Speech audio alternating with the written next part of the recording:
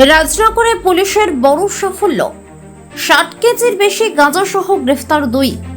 দক্ষিণ জেলার বিলোনিয়া মহকুমার অধীন রাজনগরে ফের বড়সড় সাফল্য পেল পুলিশ।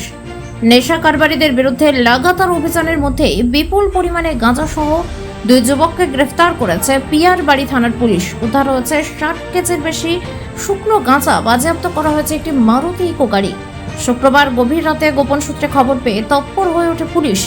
পিয়ার বাড়ি থানার ওসি রতন রবি দাসের নেতৃত্বে পুলিশ, ডিসিএম, বিএলএন এবং জেলা মোবাইল ফরেনসিক দলের যৌথ বাহিনী রাজনগর সংগতিপাড়া প্রধান সড়কে অভিযান চালায়। সেখানে সন্দেহভাজন TR07H0668 এই নম্বরে একটি মারুতি ইকো গাড়িকে আটক করা হয়। এরপর গাড়িতে তল্লাশি চালাতেই বেরিয়ে আসে মাদক পাচারের চাঞ্চল্যকর চিত্র। গাড়ি থেকে উদ্ধার হয় প্রায় 7.670 কেজি শুকনো গাঁজা। সঙ্গে সঙ্গেই গাড়ি ও মাদকদ্রব্য বাজেয়াপ্ত করে পুলিশ। পুলিশ সূত্রে জানা গিয়েছে, হেতালিয়া এলাকা থেকে গাঁজার চালানটি রাজনগর নিহারনগর এলাকায় নিয়ে যাওয়া হচ্ছিল।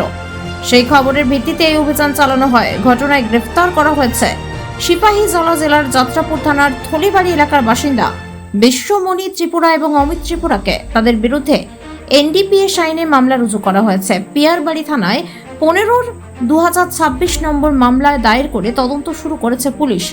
এই মাদক পাচার সঙ্গে আর কারা জড়িত, কোথা থেকে আসছিল এই বিপুল পরিমাণে গাঁজা, এর গন্তব্যস্থল কোথায় ছিল, সেই সমস্ত দিক খতিয়ে দেখছেন তদন্তকারীরা। সীমান্তবর্তী এলাকায় পুলিশের ধারাবাহিক অভিযানে একের পর এক মাদক কারবারি ধরা পড়ায় নেশা ব্যবসায়ীদের মধ্যে আতঙ্ক ছড়িয়েছে। পুলিশের এই সাফল্যকে স্বাগত জানিয়েছেন স্থানীয় বাসিন্দারা। Bureau report, Tripura bulletin.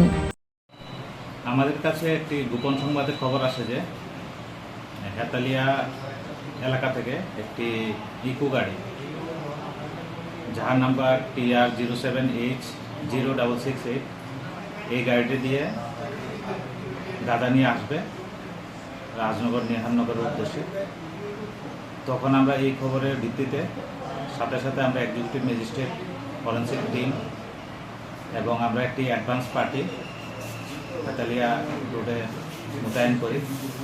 ওই মোতাবেক একটি গাড়ি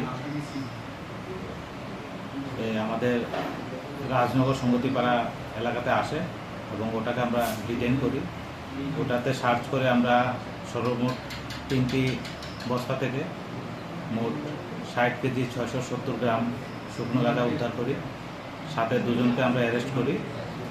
তো এই ব্যাপারে আমরা একটি মামলা নিয়েছি এবং ওদের কাছে কোর্টে ফরওয়ার্ড করছি। রিমান্ড নিয়ে আমরা জিজ্ঞাসাবাদ করব মালগুলি কোথা থেকে এনেছে এবং কোথায় এগুলো ডেলিভারি দেবে।